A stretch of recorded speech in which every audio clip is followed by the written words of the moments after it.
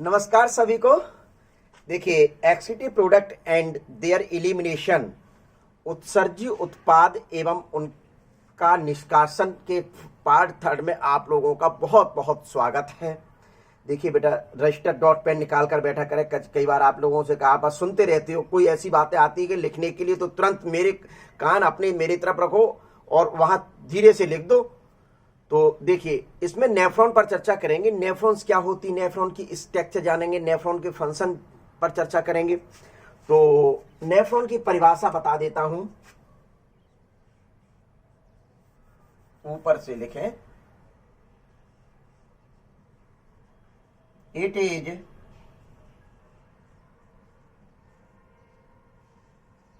Functional unit of kidney.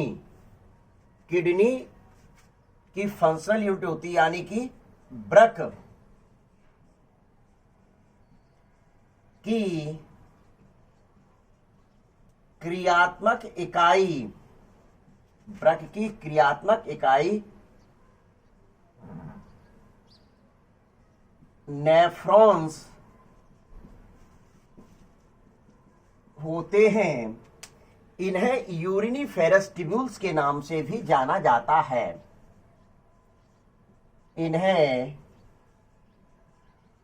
Uriniferous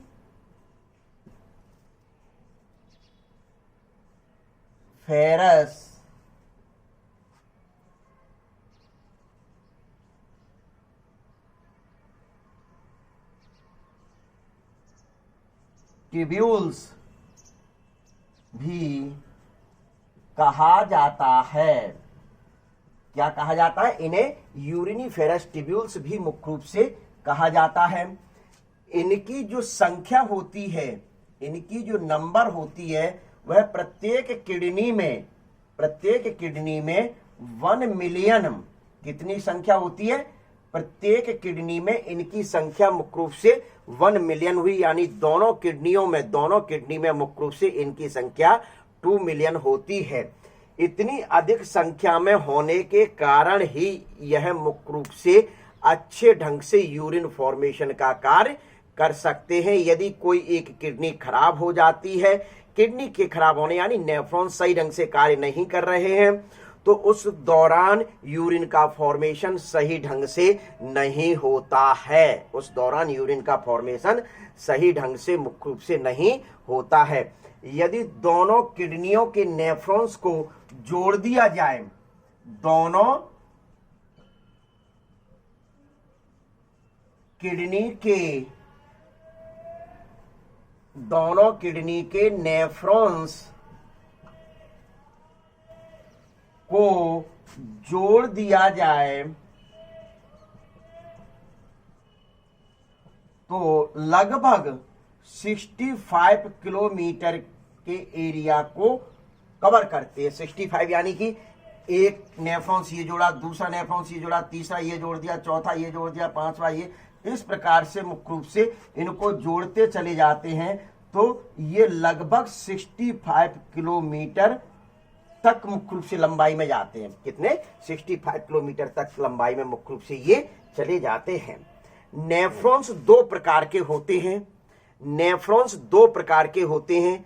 85% nephrons के जो Henle loop होते हैं वह छोटे होते हैं। 85% नेफ्रॉन्स के जो हेनले लूप होते हैं वह छोटे होते हैं, और 15% जो हेनले लूप होते हैं वह बहुत लंबे अत्यधिक होते हैं। तो देखिए, इनको क्या क्या कहा जाता है। नंबर 1,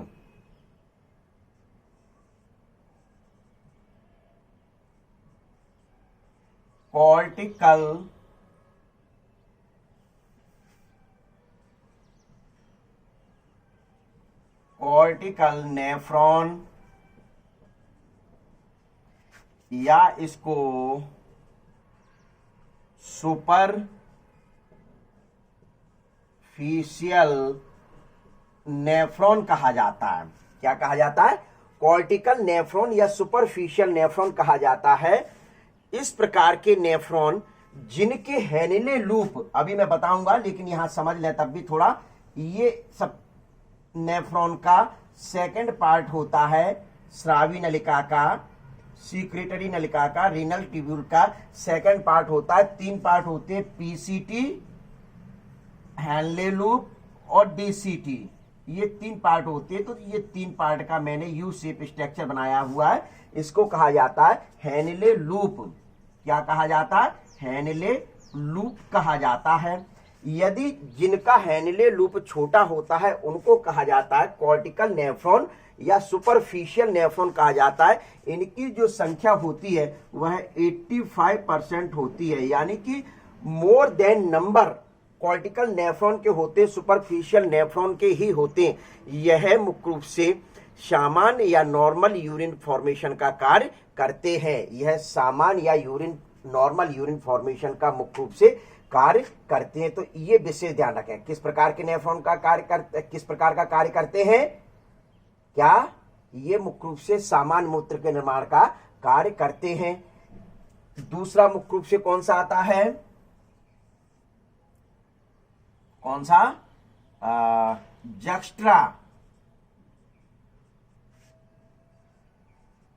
जस्ट्रा मेड्यूलरी नेफ्रॉन, इनकी जो संख्या होती है वह 15% होती है। देखिए 85% ये बताई, 50% ये बताई, यानी कि मुख्य रूप से कितनी हो गई नंबर? 100% हो गई। तो इनमें मुख्य रूप से क्या अंतर होता है कि ये जो नेफ्रॉन्स होते हैं, या ये जो नेफ्रॉन्स होते हैं, इनका जो हेनले लूप होता है वह बहुत अत्यधिक लंबा होता है। इनका जो हेनले लूप होता है वह मुख्य रूप से कैसा होता है? अत्यधिक लंबा होता है। तो ये देखिए, ये मैंने क्लियर कट में बना दिया, अत्यधिक लंबा नेफ्रॉन बना दिया। कैसा बना दिया कि नहीं? तो ये नॉर्मल कंडीशन में कार्य करते, ये जब शरीर में जल की आवश्यकता पड़ती है, यानी जल की कमी हो जाती, वाटर की कमी हो जाती, उस कंडीशन में मुख्य रूप से ये फंक्शन करते हैं। क्या? जल की कमी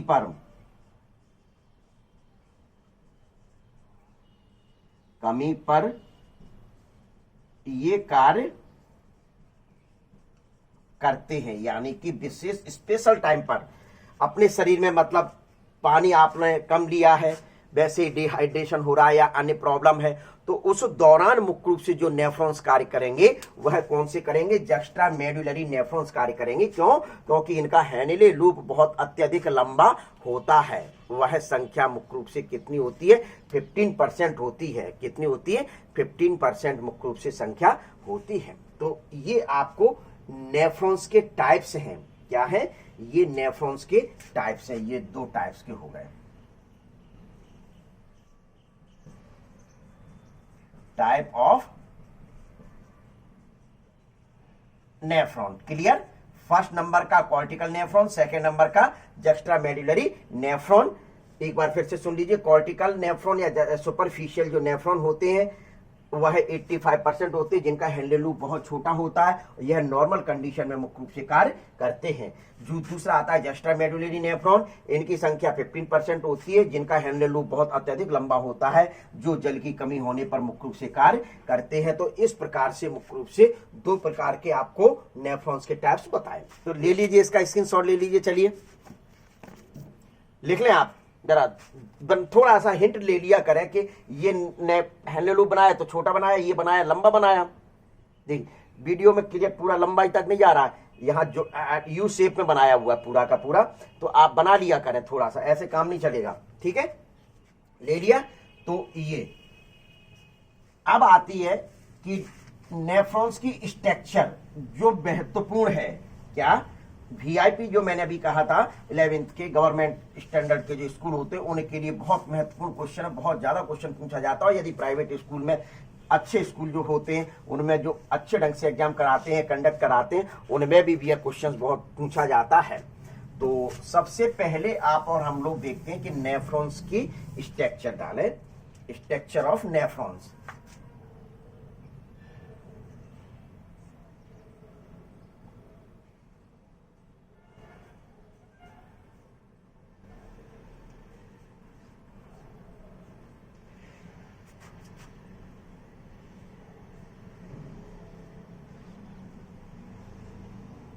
देखिए नेफ्रॉन की संरचना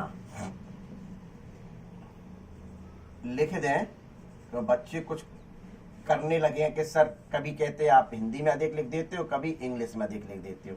संरचना, तो नेफ्रॉन्स की संरचना में मुख्य रूप से दो भाग होते हैं। पहला भाग होता है वह मेलपिगियन कैप्सूल्स कहलाता है, और सेकंड जो भाग होता है वह है रीनल टिब्यूल कहलाता है। कौन सा? फर्स्ट जो पार्ट होता है वह कौन सा होता है?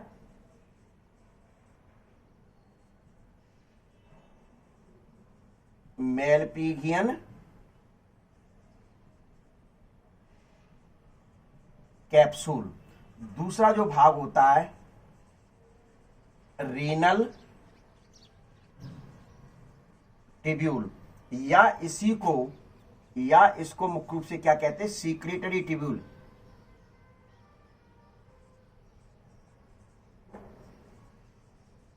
सीक्रेटरी टिब्यूल यानी कि स्रावी नलिका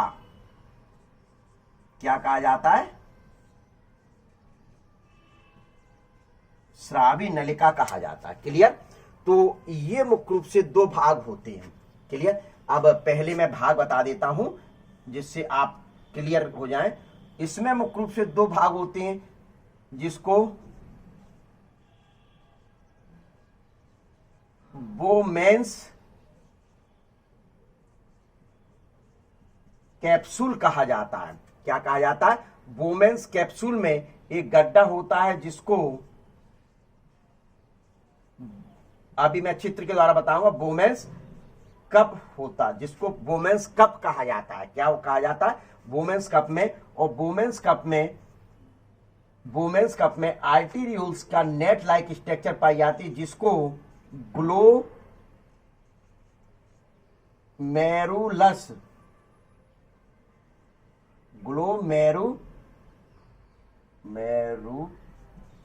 कहा जाता है। क्या कहा जाता है? देखिए मेलपिगियन कैप्सूल के दो भाग मतलब बताए, या एक भाग ही मान लो बोमेंस कैप्सूल। और बोमेंस कैप्सूल में जो गड्ढा होता है, बोमेंस कैप्सूल में मुख्य रूप से जो गड्ढा होता है उसको बोमेंस कप कहा जाता है। इस वजह से अलग कहती है, अदरवाइज भाग एक ही है बोमेंस कैप्सूल। ठीक है?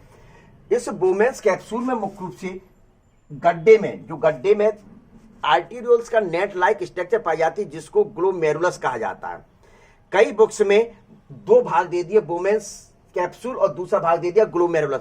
वास्तविक तौर पर नेफ्रॉन्स का भाग नहीं होता है ग्लोमेरुलस को। यदि एग्जाम में ऑब्जेक्टिव में भी पूछ लेते हैं कि ग्लोमेरुलस नेफ्रॉन्स का पार्ट है कि नहीं, तो आपको क्या बताना है? ग्लोमेरुलस नेफ्रॉन्स का पार्ट नहीं होता है। क्यों? क्योंकि यह आर्टेरियोल्स का नेट लाइक स्ट्रक्चर है जो मुख्य रूप से बोमेंस कप में पाया जाता है। जो किस में पाया जाता है? बोमेंस कप में मुख्य रूप से पाया जाता है। तो ये आपका ये भाग हुआ। फिर आपका बताया जाता है कौन सा? रीनल। तो रीनल जो टिब्यूल वाला भाग है इसके तीन भाग होते हैं। देखिए मैं क्लियर करके बोल रहा हूं, अभी मैं यहां डिटेल में फुल नाम लिख रहा हूं, फिर मैं शॉर्ट में लिखा करूंगा। प्रॉक्सिमल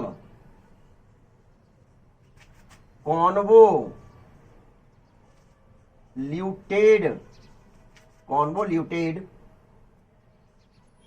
टिब्यूल, इसको इन शॉर्ट कहा जाता है। प्रचलित नाम है पीसीटी, समीपस्थ कुंडलित नलिका। इसको हिंदी में कहा जाता है समीपस्थ कुंडलित नलिका। ठीक है?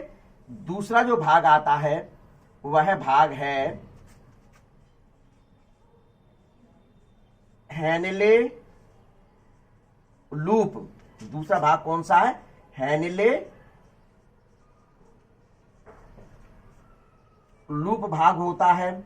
यह जो हैनिले लूप भाग है वह यू शेप्ड का है। मैं पहले ही बता चुका हूं कैसा भाग होता है, यू शेप्ड का भाग होता है। तीसरा जो भाग आता है, तीसरा भाग, इस भाग को मुख्य रूप से क्या कहा जाता है? डिस्टल कॉन्वोल्यूटेड टिब्यूल कहा जाता है। डिस्टल कॉन्वोल्यूटेड टिब्यूल हिंदी में कहा जाता है दूरस्थ, अभी मैं बताऊंगा इसको समीपस्थ नाम क्यों दिया गया, इसको दूरस्थ क्यों दिया डायग्राम के द्वारा। दूरस्थ कुंडलित नलिका, क्या नाम दिया गया, दूरस्थ कुंडलित नलिका के नाम से मुख्य रूप से जाना जाता है। पहली चीज मुख्य रूप से आपको ये ध्यान रखना है, ठीक है। तो ये जो प्रॉक्सिमल कॉन्वोल्यूटेड ट्यूब्यूल जो होती है, क्या प्रॉक्सिमल कॉन्वोल्यूटेड ट्यूब्यूल जो होती है, यह मुख्य रूप से सबसे अत्यधिक लंबी होती है। पीसीटी कैसी होती है, अत्यधिक लंबी होती है, जो लगभग 14 mm की होती है। कितनी होती है, मुख्य रूप से 14 mm की होती है। यह कॉल्यूमनर या क्यूबॉइडल एपिथीलियम टिश्यू की बनी होती है। इसकी दीवार, जो अंदर की जो दीवार होती है, वह काय की बनी होती है, कॉल्यूमनर, क्या, पूरा लिख दूं मैं, थोड़ा इधर से, कॉल्यूमनर या क्यूबॉइडल एपिथीलियम की बनी होती है। किसकी, प्रॉक्सिमल कॉन्वोल्यूटेड की अंदर की जो दीवार होती है मुख्य रूप से इसकी बनी हुई होती है। अर्थात सबसे लंबी यही ट्यूब्यूल है। इन तीनों में जो सबसे लंबी होती है वह कौन सी ट्यूब्यूल होती है, यही ट्यूब्यूल होती है। इस ट्यूब्यूल, ठीक है, यहां मैं क्योंकि लिखा हुआ है इस वजह से मैं बता रहा हूं आपको, स्क्रीनशॉट एक साथ दिलवा दूंगा, डायग्राम फिर एक साथ जल्दी से हो जाएगा, इस वजह से मैं ये चीज कर रहा हूं। फिर आता है कि ये जो हेनले लूप होता है, क्या हेनले लूप होता है, यह 11 mm का होता है। कैसा होता है, 11 mm का होता है, जो यू शेप्ड होता है। कैसा होता है, अभी मैं कई बार बताया, ये यू शेप्ड होता है। कैसा होता है, यू शेप्ड होता है मुख्य रूप से। इसकी भी जो वॉल होती है वह वॉल भी मुख्य रूप से क्यूबॉइडल कॉल्यूमनर एपिथेलियम की बनी हुई होती है, पहली बात तो। दूसरी चीज मुख्य रूप से बताया जाता है कि इसी हेनले लूप के आधार पर नेफ्रॉन्स को दो भागों में बांटा गया था, सुपरफिशियल या कॉर्टिकल नेफ्रॉन। दूसरा जो भाग कहा गया था वह क्या कहा गया था, जस्ट्रा मेडुलरी नेफ्रॉन। यानी सुपरफिशियल या कॉर्टिकल नेफ्रॉन में हेनले लूप यू शेप भाग जो छोटा होता है, और आपके जस्ट्रा मेडुलरी नेफ्रॉन्स में ये भाग अत्यधिक लंबे हो जाते हैं। इसकी दो भुजाएं होती है, डिसेंडिंग और असेंडिंग। डिसेंडिंग भुजा पीसीटी के नजदीक होती है, और असेंडिंग जो भुजा होती है वह डीसीटी के मुख्य रूप से नजदीक होती है, ठीक है। तो ये इतना, फिर अभी मैं डायग्राम बनाऊंगा उसमें क्लियर बताऊंगा। और distal convoluted tubule, distal convoluted tubule cuboidal और कॉल्यूमनर एपिथेलियम तक की इसकी इनर वॉल बनी होती है। क्या, क्यूबॉइडल और कॉल्यूमनर एपिथेलियम की मुख्य रूप से इनर वॉल बनी हुई होती है। यह मुख्य रूप से दूरस्थ क्यों कहा गया, अभी डायग्राम के द्वारा आपको मुख्य रूप से बताया जाएगा। यह इसकी जो लेंथ होती है वह 4 to 5 mm होती है। कितनी होती है, 4 to 5 mm, यानी कि सबसे छोटी जो नलिका होती है, सबसे छोटी जो नलिका होती है वह मुख्य रूप से कौन सी होती है, डिस्टल कॉन्वोल्यूटेड ट्यूब्यूल ही होती है। और यह जाकर कलेक्टिंग किसमें ओपन होती है, कलेक्टिंग ट्यूब्यूल में ओपन होती है। किसमें ओपन हो गई, कलेक्टिंग ट्यूब्यूल में ओपन होती है जाके, और बहुत सारी कलेक्टिंग ट्यूब्यूल मिलकर एक मुख्य कलेक्टिंग ट्यूब्यूल बनाती है, संग्राहक नलिका बनाती है, जिसको डक्ट ऑफ वेलिनी कहा जाता है। जिसको क्या कहा जाता है, डक्ट ऑफ वेलिनी के नाम से जाना जाता है। और यह डक्ट ऑफ वेलिनी मुख्य रूप से जाकर पिरामिड, यदि ध्यान होंगे, पिरामिड सेकंड पार्ट पढ़ लें, पिरामिड के पर जो पॉइंटेड एंड था उस पर मैंने एक पोर बताया था जिसको रीनल पेपिला कहा जाता है। उस रीनल पेपिला पर ओपन होकर मुख्य रूप से रीनल पेल्विस में यूरिन को छोड़ने का कार्य करते हैं। ये मुख्य रूप से क्या होते हैं, विभिन्न पार्ट की एक समराइज स्टडीज है। क्या समराइज स्टडीज है, जिसका आप मुख्य रूप से क्या ले लें, क्या स्क्रीनशॉट ले लें, क्या ले लें, स्क्रीनशॉट ले लें। फिर इसको मिटाकर आपको डायग्राम के द्वारा मैं समझाता हूं, ठीक है, ले लीजिए। चलिए अब देखिए डायग्राम देखें आप लोग, इसके ये जितने जो मैंने भाग यहां बताए, अब इनको मैं डायग्राम में रिप्रेजेंट करूंगा, ठीक है ना। तो डायग्राम में रिप्रेजेंट करूंगा तो आप समझिए, डायग्राम के माध्यम से बहुत अच्छे ढंग से समझ में आ जाएगा। अब आपके देखिए, पहले आपको समराइज भाग बता दिए थे, तो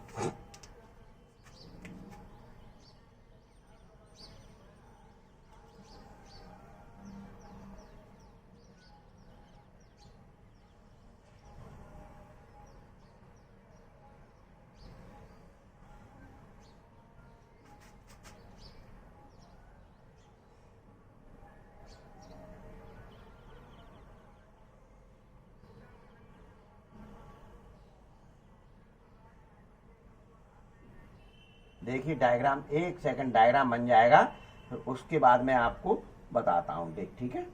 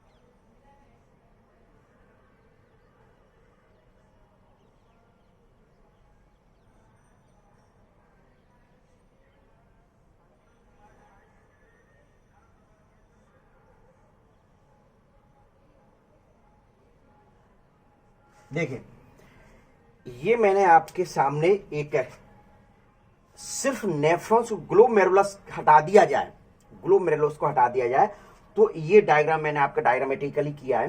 तो एक एक भाग की स्टडी आप और हम लोग करते हैं। तो इसका जो फर्स्ट पार्ट जो आपको ये वाला दिखाई दे रहा है, ये वाला जो भाग दिखाई दे रहा है, ये पूरा वाला जो भाग है, यहां से यहां तक का ये भाग है, इस भाग को मेलफिगियन टिब्यूल कहा जाता है। तो मैं वही लिख रहा हूं, मेलफिगियन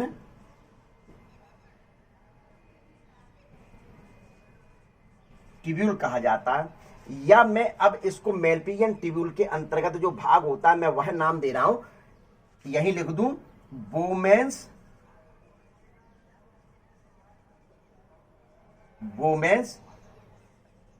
कैप्सूल कहा जाता है।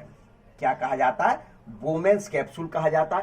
बोमेंस कैप्सूल में ये आप स्पष्ट तौर पर गड्ढा देख रहे हैं। क्या स्पष्ट तौर पर क्या देख रहे हैं? गड्ढा देख रहे हैं। इस गड्ढे को मुख्य रूप से जो नाम दिया जाता है वह क्या नाम दिया जाता है? बोमेंस कप कहा जाता है।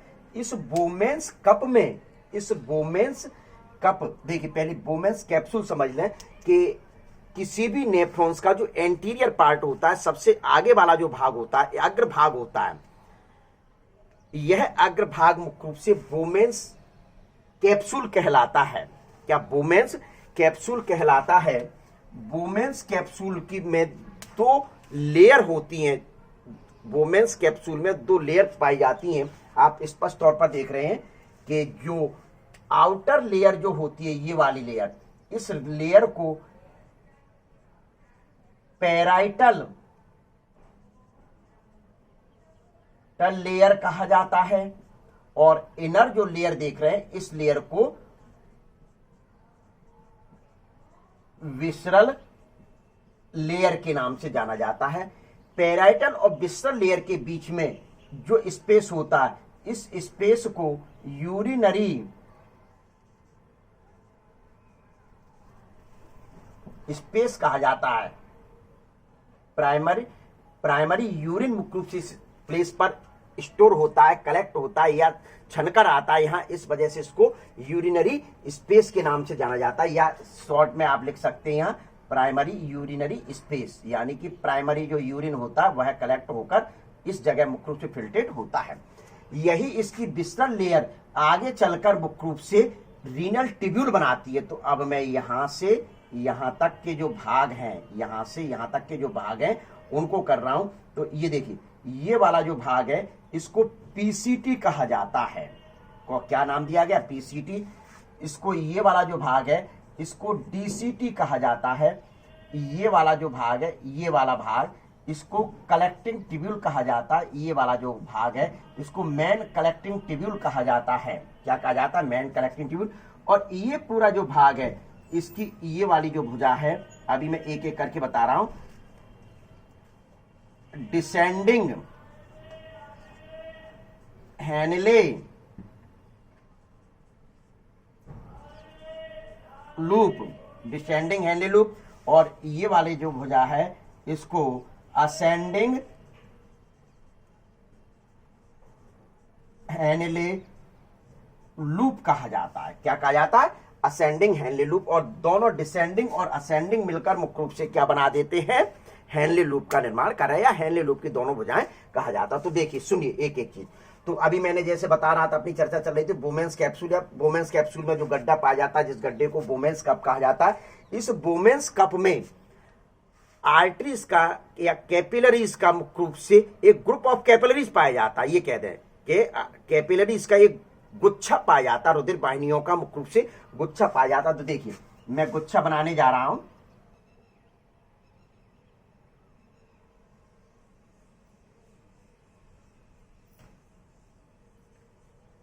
देखिए,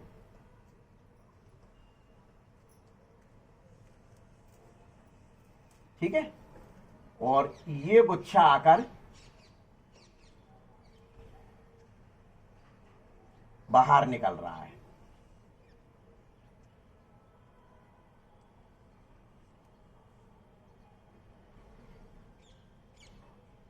तो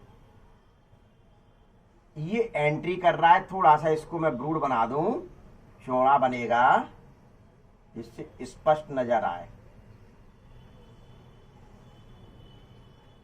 देखिए, तो ये जो गुच्छा जो मैंने बनाया ग्रुप ऑफ कैपिलरीज का, तो इसी को क्या कहा जाता है? ग्लोमेरुलस कहा जाता है। क्या कहा जाता है? ग्लोमेरुलस मुख्य रूप से इसको कहा जाता है। क्लियर? तो ये ग्लोमेरुलस हो गया। ग्लोमेरुलस की ये वाली जो भुजा है, इसको मुख्य रूप से क्या कहा जा रहा है? इस वाली भुजा को क्या कहा जाता है? Afferent arterioles. इसको क्या कहा जाता है? एफरेंट आर्टीरियोल्स कहा जाता है। और इसको क्या कहा जाता है? Efferent arteriole. एफरेंट आर्टीरियोल अंदर प्रवेश हो रही है और ग्रुप बना रही है, गुच्छा बना रही है। क्या? अंदर प्रवेश होकर मुख्य रूप से क्या गुच्छा बना रही है। तो इसको लिख दिया जाए यहां पर,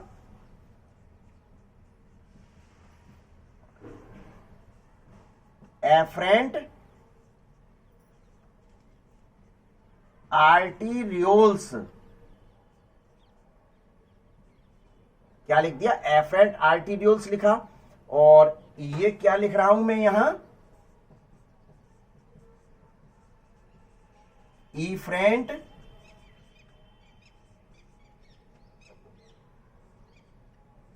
आर्टीरियोल्स।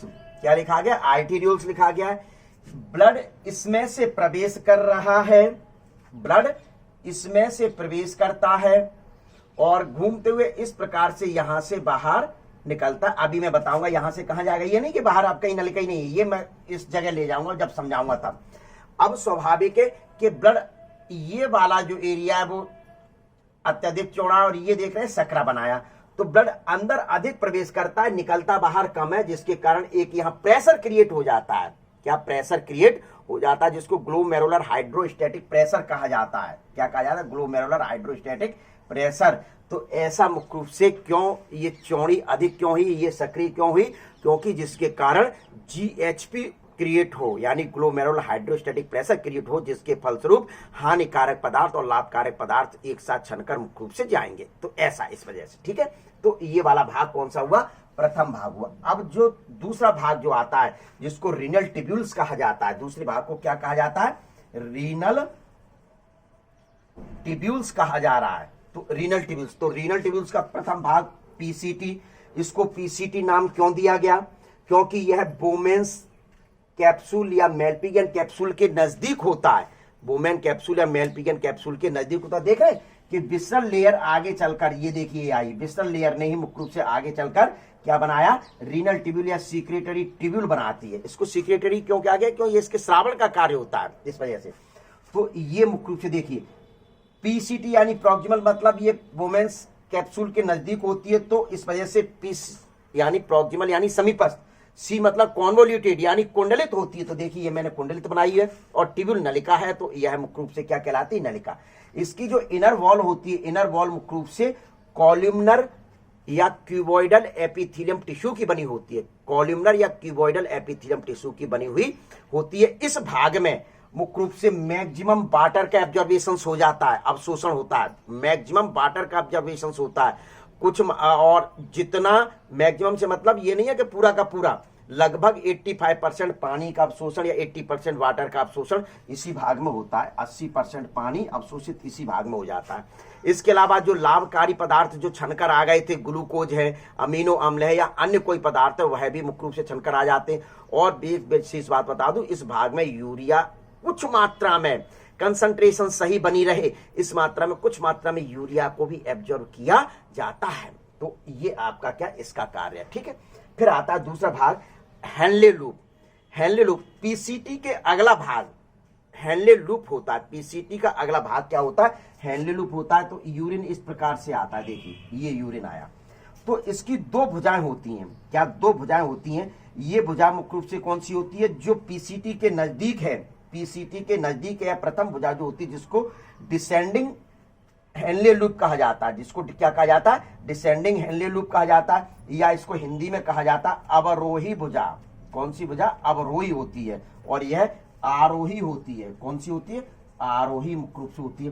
तो इससे होकर इस वाले भाग में भी मुख्य रूप से क्या कुछ मात्रा में वाटर का एब्जॉर्बेशन होता है, कुछ मात्रा में वाटर का एब्जॉर्बेशन इस वाले भाग में भी होता है, ठीक है। तो ये दूसरा, ये बेस हो गया, क्या होता है, ये बेस वाला भाग। दूसरा, ये अब ऊपर की उस साइड में जा रही असेंडिंग हेनले लूप कहलाई। Ascending Henle loop distal DCT के नजदीक होती है। डीसीटी के मुख्य रूप से नजदीक भुजा जो होती है वह कौन सी कहलाती है, असेंडिंग हेनले लूप कहलाती है। इस भाग में वाटर का एब्जॉर्बेशन नहीं होता है, विशेष ध्यान रखें, इस भाग में वाटर का एब्जॉर्बेशन नहीं होता, यहाँ आयन का एक्सचेंज होता है। क्या, या आयनों का मुख्य रूप से आदान प्रदान होता है, या तो आयनों का श्रावण किया जाता है, अवशोषण किया जाता है, या ये बोला आयनों का अवशोषण इस वाले भाग में किया जाता है। यहाँ वाटर का एब्जॉर्बेशन इस वाले भाग में नहीं होता है। अगला जो भाग आता है जिसको डिस्टल कॉन्वोल्यूटेड यानी कि डीसीटी कहा जाता है, डिस्टल कॉन्वोल्यूटेड ट्यूब्यूल, यह है इस भाग से देखिए अत्यधिक दूरी पर है, अत्यधिक दूरी पर है, तो इस वजह से इसको डिस्टल कॉन्वोल्यूटेड ट्यूब्यूल नाम दिया गया। कुंडलित है तो कॉन्वोल्यूटेड ट्यूब्यूल नलिका जैसी है तो कहा ही जाता है। यह भाग मुख्य रूप से कितना बताया था, 4 से 5 mm के लगभग होता है। कितना होता है, 4 से 5 mm के लगभग होता है। ये भाग कितना बताया था, हेनले लूप, हेनले लूप भाग कितना बताया था, 11 mm के लगभग होता है। मैंने ये नहीं है कि केवल यही बुझा, मैं हेनले लूप को इंडिकेट कर रहा हूं। और ये भाग कितना बताया था, 14 mm के लगभग मुख्य रूप से होता है, अर्थात ये भाग सबसे अत्यधिक लंबा होता है। अपन बात कर रहे थे डीसीटी पर, तो डीसीटी पर चूंकि यह वुमेन्स कैप्सूल के अत्यधिक दूरी पर है, इस वजह से इसको क्या नाम दिया गया, डिस्टल कॉन्वोल्यूटेड ट्यूब्यूल नाम दिया जाता। अत्यधिक कुंडलित होती है, अत्यधिक कुंडलित होती है। यह आगे चलकर यह भी वही क्यूबॉइडल या कॉलुमनर एपिथेलियम टिश्यूज की बनी हुई होती है। एपिथेलियम टिश्यू की इनर वॉल, क्या इनर वॉल मुख्य रूप से काय की बनी होती है, किसकी बनी होती है, क्यूबॉइडल और कॉलुमनर एपिथेलियम टिश्यूज की बनी होती है। या तो क्यूबॉइडल एपिथेलियम की होगी या कॉलुमनर एपिथेलियम की बनी हुई होती है। यह आगे चलकर छोटी छोटी नलिकाओं में खुलती है, यह आगे चलकर मुख्य रूप से छोटी छोटी नलिकाओं में खुलती है, जिसको संग्राहक नलिका कहते हैं, कलेक्टिंग ट्यूब्यूल कहा जाता है। हाँ, इस भाग में वाटर का भी ऑब्जर्वेशन होता है कुछ मात्रा में, क्या कुछ मात्रा में वाटर का ऑब्जर्वेशन होता है, और मुख्य रूप से आयन का एक्सचेंजेशन होता है। यानी श्रावी ये इफेंट आर्टिरोल इसके ऊपर जो जाल बनाएगा उससे होकर आयंस इसमें आते हैं और इसके आयंस मुख्य रूप से उसमें पहुंचते, तो वह मुख्य रूप से कार्य यहाँ किया जाता है। आयन का एक्सचेंज होता है, आदान, यहाँ अवशोषण होता था आयन का, यहाँ एब्जॉर्बेशन हो रहा है, असेंडिंग हेनले लूप में एब्जॉर्बेशन हो रहा है, और इस पार्ट में मुख्य रूप से आयन का एक्सचेंजेशन हो रहा है, यानी आदान प्रदान होता है। तो ये वाला भाग, यह वाला भाग आगे चलकर एक छोटी नलिका में खुलता है जिसको कलेक्टिंग डक्ट कहा जाता है। सीटी लिख लीजिए इसको, नहीं आप लिख लीजिए, चलिए, कलेक्टिंग ट्यूब्यूल कहा जाता है। क्या कहा जाता है, कलेक्टिंग ट्यूब्यूल कहा जाता है। यह कलेक्टिंग ट्यूब्यूल एक बड़ी नलिका में ओपन होता है। यह कलेक्टिंग ट्यूब्यूल एक मुख्य नलिका में होता है जिसको मैंने कहा है एमसीटी यानी main collecting tubule. Main collecting tubule लिखिए, मेन कलेक्टिंग ट्यूब्यूल कहा जाता है। और मेन कलेक्टिंग ट्यूब्यूल मुख्य रूप से आगे चलकर कहां खुल रही है, जाके जो पिरामिड जो थे उस पिरामिड पर जो रीनल पेपला पोर पाया जाता था पॉइंटेड एंड पर, उस रीनल पेपला वाले पोर पर जाकर ओपन होती है मुख्य संग्राहक नलिका। इसको क्या नाम दिया गया, मुख्य संग्राहक नलिका कहा जाता है, या इसको विशेष तौर पर एक नाम सुन लें, इसको जो नाम दिया जाता है वह है डक्ट ऑफ वेलिनी। क्या नाम दिया जाता है? डक्ट ऑफ वेलिनी के नाम से मुख्य रूप से जाना जाता है। अर्थात डक्ट ऑफ वेलिनी रीनल पेपिला वाले पोर पर ओपन होकर यूरिन को रीनल पेल्विस वाले भाग में छोड़ने का कार्य करते हैं। तो इस प्रकार से मुख्य रूप से आपको स्ट्रक्चर ये पढ़नी है किसकी?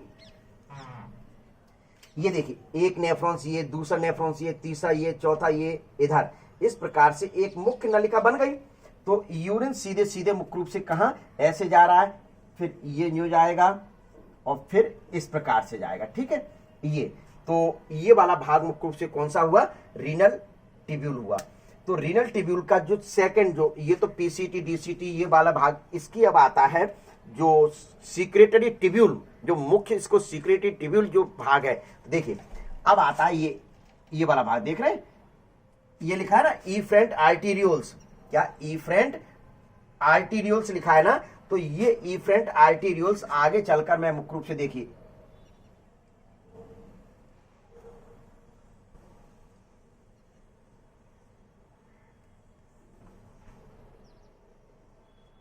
देखिए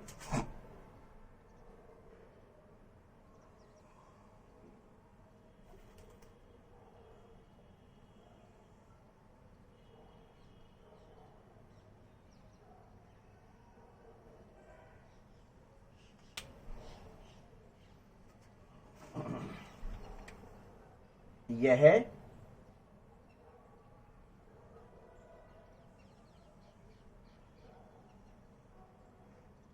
इस प्रकार से हेनले लूप से समानांतर चलती है, हेनले लूप के समानांतर चल रही है। तो आप देख रहे हैं, तो यहां चल के मैं इसको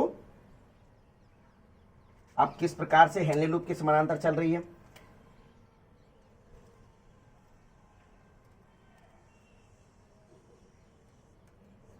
ये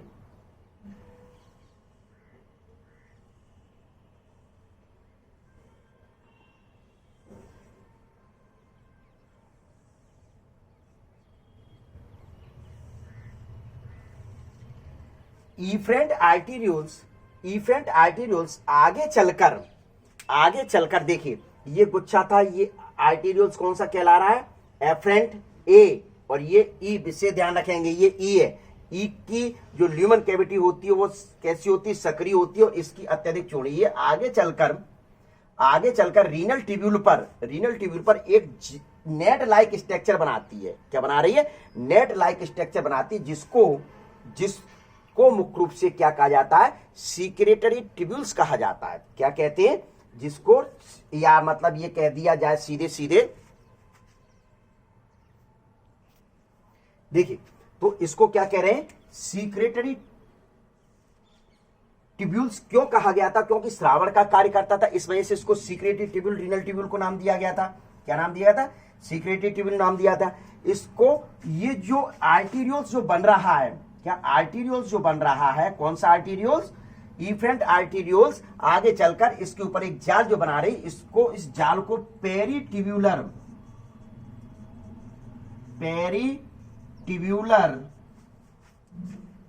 नेटवर्क कहा जाता है। क्या कहा जाता है? पेरीट्यूब्यूलर नेटवर्क के नाम से जाना जाता है। किस नाम से जाना जाता है? ये जो इफेरेंट आर्टीरियोल्स इस सीक्रेटरी ट्यूब्यूल्स या मुख्य रूप से रीनल ट्यूब्यूल्स के ऊपर मुख्य रूप से जो जाल बनाती है, इस जाल को मुख्य रूप से पेरीट्यूब्यूलर नेटवर्क के नाम से जाना जाता है। देखिए पूरा कुंडलित, तो ये जाल मुख्य रूप से बना दिया क्लियर करके। क्या पूरा कुंडलित बना हुआ है? इस प्रकार का जाल बना, और यह जाल जो हेनले लूप के पैरेलल आता है, देखिए ये ब्लड कैपिलरीज का जो जाल है हेनले लूप के पैरेलल आ रहा है, इसको वासा रेक्टा कहा जाता है। क्या? वासा रेक्टा के नाम से जाना जाता है। क्या? बिल्कुल देखिए ये यू शेप का हेनले लूप है, तो हेनले लूप के पैरेलल आ रहा है, उसको क्या कहा जाता है? वासा रेक्टा के नाम से जाना जाता है। तो इसमें जो ब्लड का फ्लो होता है वो इस प्रकार से होता है, यूं होगा और इस प्रकार से होगा, और ये जाकर ये क्या बन रही है? आपकी रीनल वेन। क्या बन गई, रीनल वेन मुख्य रूप से बन गई। यानी कि कैपिलरीज आपको पहले बता चुका टिश्यूज में पाई जाती है, वो आगे चलकर किस में ओपन होती हैं, किस वाले भाग में ओपन होती है, सीधे सीधे जाकर वेन्स में ओपन होती हैं। तो ये किडनी में जो वेन्स है, तो इस वजह से इसको क्या कह दिया, रीनल वेन्स के नाम से जाना जाता है। इसमें मुख्य रूप से इसका जो पेरिट्यूबुलर नेटवर्क का जो मेन फंक्शन है वह क्या है, कभी कभार क्या होता है कि अत्यधिक प्रेशर क्रिएट हुआ तो प्रेशर के कारण कुछ पदार्थ छनकर नहीं आ पाते हैं, प्रेशर के कारण कुछ पदार्थ छनकर नहीं आ पाते हैं, जिस कारण से मुख्य रूप से ये इस पेरिट्यूबुलर नेटवर्क में आएंगे और पेरिट्यूबुलर नेटवर्क से मुख्य रूप से आकर किसमें, इस जो पीसीटी वाला भाग या जो डीसीटी वाले भाग हैं उनमें आकर मुख्य रूप से पहुंच जाते हैं और इसका जो पदार्थ अवशोषित होता है वह मुख्य रूप से सीधी सीधी श्रावण के फलस्वरूप इसमें आता है। अब यहां देखिए, आपको मैंने अभी बताया था ना कि एक्सचेंजेशन होता है डीसीटी में, इसके कुछ आयन इसमें पहुंचते हैं और इसके आयन मुख्य रूप से कुछ इसमें पहुंच जाते हैं। तो डीसीटी वाले भाग में यहां मुख्य रूप से पेरिट्यूबुलर नेटवर्क पर एक्सचेंजेशन का कार्य किया जाता है। तो इतना आपको किसमें पढ़ना है, नेफ्रॉन्स की स्ट्रक्चर में, क्या नेफ्रॉन्स की स्ट्रक्चर में इतना वाला भाग पढ़ना है। तो नेफ्रॉन्स के फिर आते हैं कार्य, नेफ्रॉन्स के क्या कार्य होते हैं, यह होम्योस्टेसिस बनाए रखने का कार्य करता है। किसका कार्य करता है, होम्योस्टेसिस बनाए रखने का कार्य करता है। द्रवों के संतुलन बनाए रखने का कार्य करता है। काय का, द्रवों का जो संतुलन होता है, फ्रूट्स का जो मेंटेनेंस होता है, संतुलन होता है, उसको बनाए रखने का कार्य करता है। नाइट्रोजन जीनस जो वास्ट प्रोडक्ट होते हैं, नाइट्रोजीनस जो वास्ट प्रोडक्ट होते हैं जैसे यूरिया या अमोनिया वगैरह, इनको मुख्य रूप से बॉडी से बाहर निकालने का कार्य करते हैं, बॉडी से बाहर निकालने का मुख्य रूप से कार्य किया जाता है इनके द्वारा। तो फिर शरीर में अम्ल और क्षार का संतुलन बनाए रखते हैं ये नेफ्रॉन्स जो हैं, वो शरीर में मुख्य रूप से क्या, अम्ल और क्षार का संतुलन बनाए रखने का कार्य करते हैं। तो आप लोगों ने देखा कि कुछ आयन की मात्रा यदि अधिक होती है तो इस प्लेस पर एक्सचेंज हुए थे डीसीटी वाले, और कुछ कम होते हैं तो इस प्रकार से इनका संतुलन बना रहता है। क्या, संतुलन मुख्य रूप से बना हुआ रहता है। तो इस प्रकार से नेफ्रॉन्स के द्वारा यह कार्य किया जाता है। यानी कि ये सीधी सीधी कह दिया जाए कि जो यूरिन का फॉर्मेशन हुआ, यूरिन का फॉर्मेशन हुआ, मूत्र का जो निर्माण हुआ, वह मूत्र का निर्माण इसी नेफ्रॉन्स की स्ट्रक्चर द्वारा होता है।